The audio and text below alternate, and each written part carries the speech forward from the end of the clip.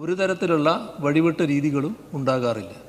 മറ്റ് പ്രശ്നങ്ങൾ തട്ടിപ്പുകൾ പലതരത്തിൽ നാട്ടിൽ നടക്കുന്നുണ്ടല്ലോ. ഏതെല്ലാം തരത്തിലുള്ള തട്ടിപ്പുകൾക്ക് വേണ്ടി ആളുകൾ ശ്രമിക്കുന്നുണ്ട്. അങ്ങനെയുള്ള തട്ടിപ്പുകൾ നാട്ടിൽ നടക്കുമ്പോൾ അതിൻ്റെ ഭാഗമായുള്ള നടപടികൾ സ്വാഭാവികമായി ഉണ്ടാകുമെന്ന് തന്നെയാണ് അതിൽ കാണേണ്ടത്. കോഴിക്കോട് നിന്ന് മാപ്രകൾ ഇപ്പോൾ പൊക്കിക്കൊണ്ടുവന്നിരിക്കുന്ന ഫ്രഷ് PSC അംഗ കഥയാണ്. നേരത്തെ ആരോഗ്യമന്ത്രി വീണ ജോർജിന്റെ PS ജോലിക്ക് വേണ്ടി പണം കൈപ്പറ്റിയെന്നായിരുന്നു, അല്ലെങ്കിൽ കോഴ വാങ്ങിയെന്നായിരുന്നു ഒരു ആരോപണം. പൊളിഞ്ഞു പാളീസായതിനു പിന്നാലെ ഇപ്പോ മന്ത്രി റിയാസ് PSC അംഗമാക്കാം എന്ന ഉറപ്പിന്റെ പേരിൽ ആരോ ഒരാൾ പണം മേടിച്ചു എന്നാണ് വാർത്ത. സ്വാഭാവികമായിട്ടും മന്ത്രി അത് അറിഞ്ഞിട്ടില്ല, അദ്ദേഹം അത് തുറന്നു പറഞ്ഞു. ആ വിഷയവുമായി ബന്ധപ്പെട്ട് ഇന്നിപ്പോ സഭയിൽ ചോദ്യവുമായിട്ട് വന്നു മുസ്ലിം ലീഗ്. സ്വാഭാവികമായിട്ടും കോഴിക്കോട് ഉണ്ടാകുന്ന വിഷയം ആദ്യമേ അവർക്കതിൽ വെപ്രാളവും വേവലാതിയും ഉണ്ടാകുമല്ലോ. മാപ്രകൾക്ക് വേണ്ടി അവർ വാർത്ത ഉണ്ടാക്കിയതിന് ശേഷം മാപ്രകൾക്ക് അത് ലൈവാക്കി നിർത്താനുള്ള ഉത്തരവാദിത്വം ഇവർക്കാണല്ലോ.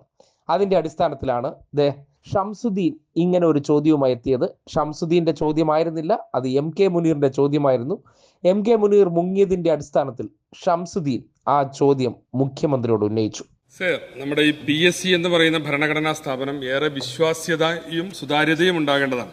സർ, ഇന്ന് ഏറ്റവും വലിയൊരു വാർത്ത, ഒരു PSC അംഗമാകുന്നതിന് ഒരു ഭരണകക്ഷി നേതാവ് 60 ലക്ഷം രൂപ കോഴ ചോദിച്ചുവെന്നും അതിൽ 22 ലക്ഷം രൂപ ആ പാർട്ടി നേതാവിന് കൈമാറിയെന്നും ഇതിന്റെ അന്വേഷണം അങ്ങയുടെ പാർട്ടി സെക്രട്ടേറിയറ്റിൽ നടക്കുന്നുണ്ട് എന്നൊക്കെയാണ് സർ.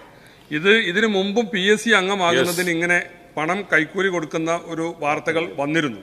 ഇത് നമ്മുടെ നാട്ടിൽ ഈ ജോലിയും കാത്ത് പ്രതീക്ഷിച്ചിരിക്കുന്ന ധാരാളം ചെറുപ്പക്കാരുൾപ്പെടെ എല്ലാവർക്കും വലിയ പ്രയാസം ഉണ്ടാക്കുന്ന സംഗതിയാണ്. ഇപ്പൊ കോഴിക്കോട്ട് നിന്ന് ഉയർന്നു വന്നിട്ടുള്ള ഈ ആരോപണം അങ്ങയുടെ ശ്രദ്ധയിൽപ്പെട്ടിട്ടുണ്ടോ?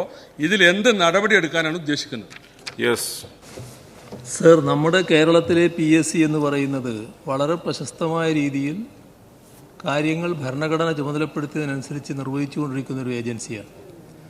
ആ സ്ഥാപനത്തെ, അല്ലെങ്കിൽ ആ ഭരണഘടനാ സ്ഥാപനത്തെ അപകീർത്തിപ്പെടുത്താനുള്ള ഒട്ടേറെ ശ്രമങ്ങൾ നേരത്തെ തന്നെ നമ്മുടെ സംസ്ഥാനത്തുണ്ടായിട്ടുണ്ട്.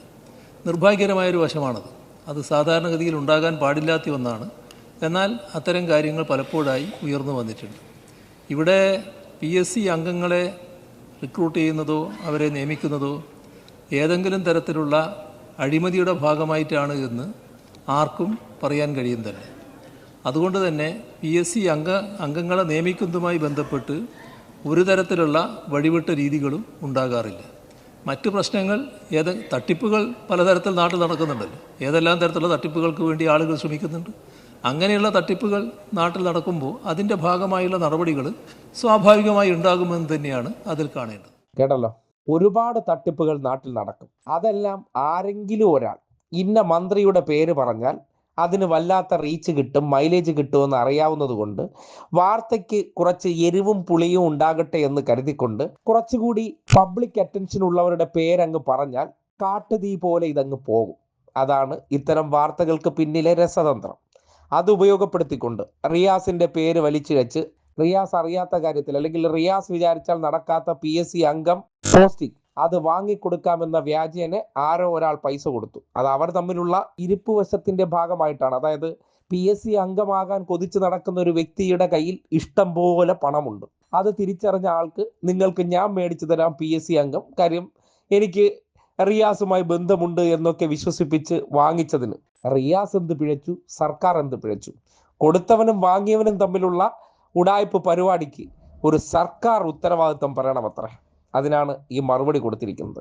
കണ്ടില്ലേ, കയ്യിൽ പൈസ കൂടുമ്പോൾ ചില പ്രാഞ്ചിയേട്ടന്മാർക്ക് എന്തെങ്കിലുമൊക്കെ അധികാരക്കൊതി മൂത്ത് എവിടെയെങ്കിലും പണം കൊണ്ട് കൊടുക്കുന്നതിന് ഉത്തരവാദിത്വം മന്ത്രിമാർ പറയണമത്രേ. ആ വിഷയത്തെ കത്തിക്കാൻ വേണ്ടി ആരോ ബുദ്ധിയിൽ ഉദിച്ചതാണ് റിയാസിന്റെ പേര് പറഞ്ഞാൽ മാധ്യമങ്ങൾക്ക് ഇൻട്രസ്റ്റിംഗ് ആകുമെന്ന്. ആ ഇൻട്രസ്റ്റ് ആണ് ഇപ്പോൾ കത്തിക്കൊണ്ടിരിക്കുന്നത്. അതിനെ അടപടലം തേച്ച് പതിപ്പിച്ച് വെച്ച മറുപടിയാണ് മുഖ്യമന്ത്രി ഇന്ന് സഭയിൽ പറഞ്ഞത്. എന്തെല്ലാം തട്ടിപ്പുകൾ നടക്കുന്നുണ്ട്. അത്തരം തട്ടിപ്പുകൾ നടത്തിയവരാരാണോ, പണം നഷ്ടപ്പെട്ടവർക്ക് പരാതി ഉണ്ടെങ്കിൽ സ്വാഭാവികമായി നടപടിയെടുക്കും. അതിലിപ്പോ ഇടതുപക്ഷ ബന്ധം ഉള്ളത് കൊണ്ട് തട്ടിപ്പ് നടത്തിക്കൂടാ എന്നുണ്ടോ? ഈ നാട്ടിലെ കോൺഗ്രസ്സുകാരും ലീഗുകാരും നടത്തുന്ന തട്ടിപ്പിന്റെ ആഴവും പരപ്പും ഒക്കെ നോക്കുമ്പോൾ ഇതൊക്കെ ചെറുതല്ലേ? അപ്പോൾ സ്വാഭാവികമായിട്ടും തട്ടിപ്പുകാരൻ ഇനി ഇടതുപക്ഷത്തിന്റെ ഭാഗമായി നിൽക്കുന്നവനോ ഇടതുപക്ഷത്തിന്റെ ബന്ധുവിന്റെ ബന്ധുവാണോ ആരായാലും അതിന് നിയമ നടപടി പോലീസ് സ്വീകരിക്കും. അതിനെ വാർത്താ കച്ചവടമാക്കാൻ വേണ്ടി ജനങ്ങൾക്കിടയിൽ ശ്രദ്ധയുള്ള നേതാക്കന്മാരുടെ പേര് വലിച്ചിഴയ്ക്കുന്ന ചില പിതൃശൂന്യ പ്രവർത്തനമാണ് ഈ വാർത്തയ്ക്ക് പിന്നിലെന്ന് മുഖ്യമന്ത്രിയുടെ വാക്കുകൾ കൃത്യമായി സൂചിപ്പിക്കുന്നു.